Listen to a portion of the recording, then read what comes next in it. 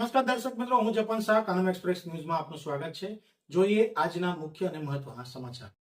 આમોદમાં ઉભરાતી ગટરથી નાગરિકો ત્રસ્ત, બીમાર પત્ની બાદ બાળકોના સ્વાસ્થ્યની ચિંતા, નગરપાલિકા સામે ઉઠ્યા સવાલ।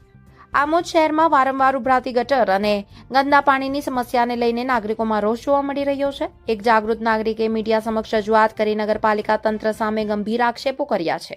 નાગરિક ઓઝાદ સૈયદના જણાવ્યા મુજબ ગંદા પાણી અને દુર્ગંધના કારણે પરિવાર પરેશાન છે। તેમની પત્ની બીમાર હોવાથી દવાખાનામાં દાખલ હોવાનો દાવો કરતા તેમણે બાળકોના સ્વાસ્થ્ય અંગે પણ ચિંતા વ્યક્ત કરી હતી। ગંદકીના કારણે બાળકોને કંઈ થશે તો તેની જવાબદારી કોણ લેશે તેવો સવાલ તેમણે ઉઠાવ્યો છે।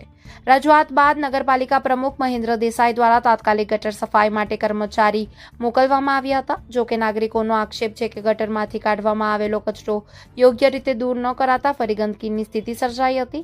નગરપાલિકા તરફથી સંબંધિત ગટર માટે 1.5 લાખની કામગીરી મંજૂર કરાઈ હોવાનું અને મંજૂરી બાદ કામ હાથ ધરાશે તેમ જણાવાયું છે। નાગરિકના જણાવ્યા મુજબ પ્રમુખ તથા મુખ્ય અધિકારીઓએ કામગીરી દિવાળી સુધીમાં પૂર્ણ કરવાની ખાતરી આપી છે।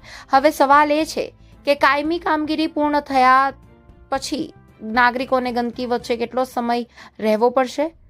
તાત્કાલિક સફાઈ સાથે કાયમી ગટર વ્યવસ્થા ઊભી કરવાની માંગ ઉઠી છે। સાંભળો જાગૃત નાગરિક ઓઝાદ સૈયદે શું કહ્યું, સાંભળો આમોદ નગરપાલિકાના પ્રમુખ મહેન્દ્ર દેસાઈએ શું કહ્યું।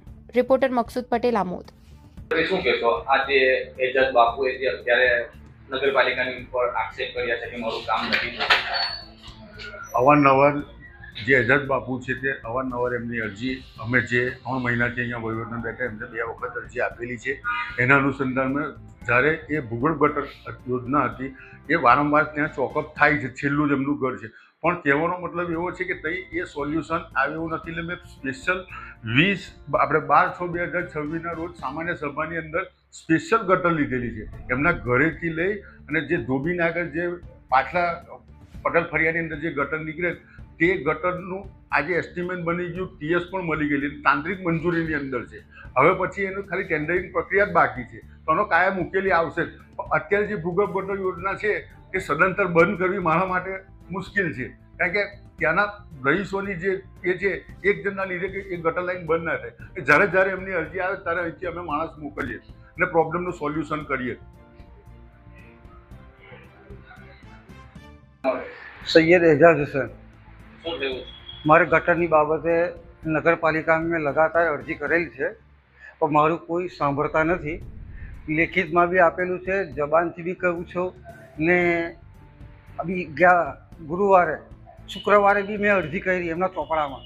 તો બી હાલમાં અમારે ગટરનો પ્રોબ્લેમ છે, મારા ઘરમાંથી નીકળાતું નથી બહાર, એવું ચેમ્બર બનાવેલું છે એ લોકોએ। હવે નગરપાલિકા લોકો કહેવા જઈએ તો કઈ થાય કે અમે કેટલા ફોન કરીએ, ફોન કરીને થાય કે નગરપાલિકામાં તો કે તમારું કામ થઈ જશે, પણ કોઈ કામ કરવા આવતું નથી। કેટલા સમયથી આ સમસ્યા છે? મિનિમમ 1 વર્ષથી। તમે આ બાબતે કોને રજૂઆત કરી? સાધુભાઈ, મહેન્દ્રસિંહ, ઉમેશ પંડ્યા, રહીશ રંગુની, બધાને જ મેં જાણ કરેલી છે। અમારા ફળિયાના જે મેન માણસ છે રહીશભાઈ, એ બી ફોન કરીને કહે છે પણ કોઈ ધ્યાન આપતું નથી ને કોઈ આવતું નથી ને એક સળિયો લઈને આવે, સાફ કરે ને જતા રહે, પણ આ ગટરનો કોઈ ઉલ્લેખ કે કશું લાવતા નથી। તો એનું શું કરવું, નિરાકરણ શું કરવું? આ કાયમનું લાગ્યું, મારા ઘરમાંથી નીકળવું જ કેવી રીતે? બીજું કે ઓવરફ્લો થાય તો મારા ઘરમાં, મારા આંગણામાં એટલું ગંદકી થાય, એની કોઈ બીમારી થશે તો મારા ઘરમાં અભી હાલમાં મારી વાઈફ દવાખાનામાં છે, તો એને કશું થઈ જશે એની જવાબદારી નગરપાલિકાની રહેશે। આવનાર સમયમાં તમે શું કરશો? હું આવનાર સમયમાં એવું કરીશ કે એક ચેમ્બર બંધ કરી દઈશ ને મારી વાઈફને કે મારા ઘેર છોકરાને કશું થયું બધું નગરપાલિકાના સિરે નાખીશ।